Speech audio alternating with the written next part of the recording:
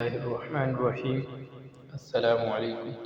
حضرت بلال حبشی مشہور صحابی ہیں جو مسجد نبوی کے ہمیشہ معظم رہے۔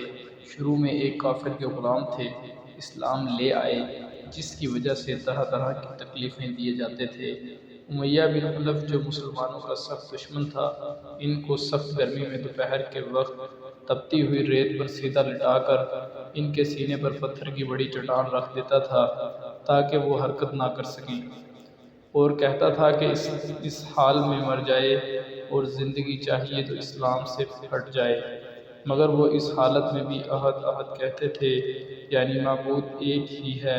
رات کو زنجیروں میں باندھ کر کوڑے لگائے جاتے اور اگلے دن ان زخموں کو گرم سرزمین پر ڈال کر اور زیادہ زخمی کیا جاتا تاکہ بے قرار ہو کر اسلام سے پھر جائیں یا تڑپ تڑپ کر مر جائیں۔ اب عذاب دینے والے اکتا جاتے، کبھی ابو جہل کا نمبر آتا، کبھی امیہ بن خلف کا، کبھی اوروں کا، اور ہر شخص اس کی کوشش کرتا کہ تکلیف دینے میں زور ختم کر دے۔ حضرت ابو بکر صدیق نے اس حالت میں دیکھا تو ان کو خرید کر آزاد فرمایا۔ شکریہ۔